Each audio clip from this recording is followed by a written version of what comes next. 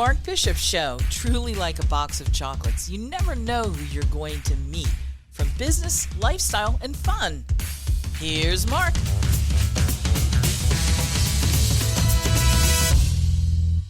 Welcome, folks, to another show. You know, Vehicle Safety Recalls Week. It runs every year, March 2nd through to March 8th. So, listeners, do you know if your vehicle has an open recall? Have you got a clue? Well, the U.S. Department of Transportation's National Highway Traffic Safety Administration urges consumers to use the free tools to check for recalls. So we're going to chat with Jonathan Morrison. He's the administrator of the National Highway Traffic Safety Administration, the NHTSA. Welcome to my show, Jonathan. Thanks for having me, Mark. Really appreciate it. Well, you know, this time of the year, it's a very important thing. Most drivers, you know, we tend to stay on top of oil changes and tire pressure, but one of the simplest, safest checks is often overlooked, right? Checking if your vehicle has an open vehicle safety recall. Why is that, do you think? You know, I think it's one of those things where you're used to driving your vehicle. Nothing seems like there's a problem with it. And I think people lose sight of some of those underlying issues that they may not be aware of. Yeah, I mean, it's the 6th annual Vehicle Safety Recalls Week. And you like to remind vehicle owners to take just a moment, you know, to verify that their vehicle's recall status is okay. I mean, millions of cars on the road that may need a safety recall repair. This is the whole thing behind it.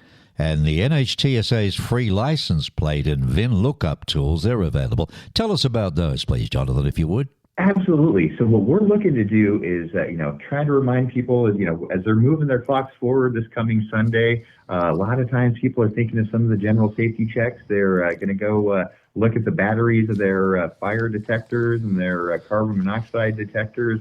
We want to add that additional checkpoint to go online to the NHTSA website, National Highway Traffic Safety Administration website. That's at NHTSA.gov/recalls. And there's a prompt there. They can type in their license plate number or their vehicle identification VIN number if they have it, and it will let them know if their vehicle is subject to a recall, and if it is, what that recall is. It'll have an explanation of it. Right. And it's also not only in English, but in Spanish as well, right? NHTSA.gov. Absolutely, and they can, when they do see if their vehicle is subject to a recall, what we want them to do is to schedule an appointment, call the local franchise dealer of their choice, and they can schedule an appointment to get that recall fixed free of charge, 100% free. All right, so you're saying by using the VIN lookup and license plate lookup tools, you can access recall information provided by the manufacturer that may not, yet be posted on the NHTSA site, correct?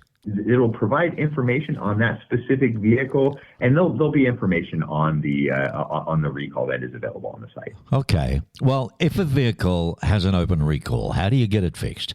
So you can take a look at the dealers in your vicinity. If you're if you have a Ford, you can call the local Ford dealer and get the one closest to you. If you'd like, if you don't happen to like that dealer, you can call any other Ford dealer. I tend to look to go to the ones that offer free car washes, so you can get that taken care of as well. Right. And you make an appointment with them, and they will schedule that appointment with you, so you can get that fixed 100% free of charge. They have the training from the manufacturer on how to safely and professionally remedy that recall. And they have a contractual relationship with the manufacturer where it will be paid for. Well, there you go. So it doesn't matter where they're located, really. If it's a Ford, it's a Ford. If it's something else, it's something else. So manufacturers, they are required to fix the problem by repairing it, replacing it, or offering a refund. I think it is those three now, isn't it? They can offer a refund as well. That's true. I think almost all the manufacturers are going to provide that free remedy. Well, the Vehicle Safety Hotline, I think I've got 3 8s here, 888-327-4236, right? 888-327-4236. That's Monday to Friday at 8 a.m. to 8 p.m., so there's no excuse, is there? Yeah, well, with that, so you can go to our website and look up the recall anytime you like. That's you could be watching infomercials at 3 a.m. During the week or on the weekend if you'd like. But the hotline that's available as well. But the hotline, what we're really looking for from that hotline is if you're driving your vehicle and you notice there's something that seems like it's not right. If there's something you think something in your vehicle is dangerous. We at the federal government want to know about it. If, for instance, the brakes don't seem to be working right, even though you've got the fresh pads in them, if the vehicle starts, aggressively acting funny at certain speeds, we want to know that information. So you can provide that information to us either by going to the NHTSA website at NHTSA.gov. There's a little button where you can push and put in information for us. Or you can call that 1-888 number. That's 1-888-327-4236. And from 8 a.m. to 8 p.m. Monday through Friday Eastern Time, we've got operators standing by in English and in Spanish that can take your information and file that complaint. Or if it's after those hours, if it's while you're watching that infomercial you want to call, you can leave your information and we'll call you back. All right. I'm speaking with Jonathan Morrison. He's the administrator of the National Highway Traffic Safety Administration. Tell us about this SAFERCAR app, Jonathan, if you would. Yeah, it's yet another way we can get recall information to you, and this way even faster, so you don't have to try to remember to look things up on the website. It's available on the App Store for Apple users, or it's available on the Android Store for Android users. You can download it, and there's a virtual garage, we call it, so you can put information on the vehicles that you have, put the VIN number, and you'll have that stored in the app. You have also tires and car seats that you can put into that garage. And that way, if there is a recall that's issued, you're going to be prompted right away on your phone without even having to look things up actively. There you go. Simpler and simpler, isn't it? So before you go, tell me about this. Is it still open, this current Takata airbag recall? Why is it dangerous? I mean, are there many of these airbags still out on the roads that you know of?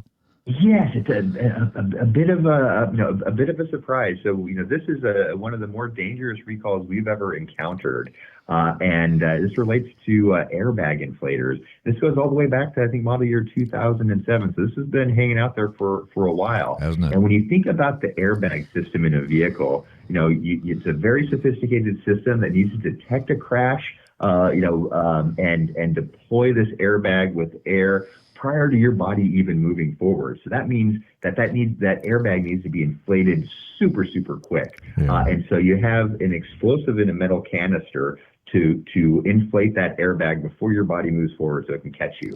But with these Takata airbag situations, the explosive in that metal canister became unstable, and it gets worse over time. And so it overpressurizes that container, and that metal container ruptures, and it shoots shrapnel into the vehicle cabin, either the driver's through the steering wheel for driver's side, or on the passenger side into that passenger compartment.